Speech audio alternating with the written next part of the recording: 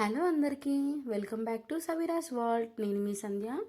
ఈరోజు మనం పల్లీల పొడి, అదేనండి వేరుశనగ పొడి ఎలా చేయాలో చూసేద్దాం. ముందుగా ఒక ప్యాన్ పెట్టుకొని దాంట్లోకి ఆయిల్ యాడ్ చేసుకోండి. ఆయిల్ వేగిన తర్వాత ఇప్పుడు దీంట్లోకి 2 కప్పుల పల్లీలను అయితే తీసుకోండి. నేను 2 కప్పుల పల్లీలను అయితే తీసుకున్నా. పల్లీలను మంచి కలర్ వచ్చేదాకా వేయించుకోండి. ఈ వేయించుకునే ప్రాసెస్ మొత్తం మనకి లో ఫ్లేమ్లోనే జరగాలి. హై ఫ్లేమ్లో అస్సలు పల్లీలను వేయించొద్దు. ఇప్పుడు దీంట్లోకి మనం జీలకర్రను యాడ్ చేసుకుందాం. ఒక హాఫ్ స్పూన్ అంత జీలకర్ర అయితే మనకు సరిపోతుంది. జీలకర్రను యాడ్ చేసుకొని మంచిగా వేయించుకోండి. అలాగే దీంట్లోకి కరివేపాకు, నేను కరివేపాకు గుప్పడంతా తీసుకొని దాన్ని ముందుగా వాష్ చేసుకొని ఆరబెట్టుకున్నా. తొందరగా వేగిపోతుంది కాబట్టి ఇలా యాడ్ చేసుకున్న కరివేపాకుని క్రిస్పీగా అయ్యేంత వరకు మంచిగా లో ఫ్లేమ్లోనే ఫ్రై చేసుకోండి. హై ఫ్లేమ్లో అస్సలు ఫ్రై చేయొద్దు. పల్లీలు అనేటివి బయట మాడిపోతాయి, లోపల పచ్చిగానే ఉంటాయి. అప్పుడు పొడి అనేది బాగోదు.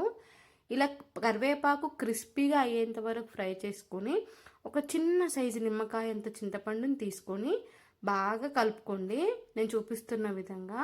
ఇప్పుడు స్టవ్ అనేది ఆఫ్ చేసుకొని ఒక 3/4 అంత కారాన్ని అయితే తీసుకోండి.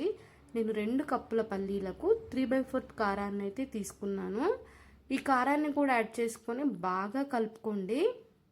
స్టవ్ ఆఫ్ చేసిన తర్వాతే కారాన్ని యాడ్ చేసుకోండి, లేదంటే కారం అనేది మాడిపోయి పొడి అంత రుచిగా ఉండదు. కారాన్ని యాడ్ చేసుకున్న తర్వాత దీంట్లోకి వెల్లుల్లి రెబ్బలు ఒక 10 వరకు యాడ్ చేసుకోండి. వెల్లుల్లి రెబ్బలు పైనుండి యాడ్ చేసుకుంటేనే మనకు ఫ్లేవర్ అనేది ఘాటుగా ఉండి చాలా బాగుంటుంది టేస్ట్ అనేది. వెల్లుల్లి రెబ్బల్ని కూడా యాడ్ చేసుకొని బాగా కలుపుకోండి. అలాగే దీంట్లోకి నేను ఇప్పుడు ధనియాలను యాడ్ చేస్తున్నా. ఒక హాఫ్ స్పూన్ అంత ధనియాలను కూడా యాడ్ చేసుకొని బాగా కలుపుకోండి. ఈ మిశ్రమం మొత్తం చల్లారిన తర్వాత మిక్సీ గిన్నెలోకి మీకు సరిపడా ఉప్పు వేసుకొని దీన్నైతే పొడి కొట్టుకున్నారంటే మనకు రుచిగా ఉండే పల్లీ పొడి రెడీ అయిపోయినట్టే. ఇది వేడి వేడి అన్నంలోకి, ఇడ్లీ, దోశ ఎలాంటి టిఫిన్లోకైనా పర్ఫెక్ట్గా సెట్ అవుతుందండి.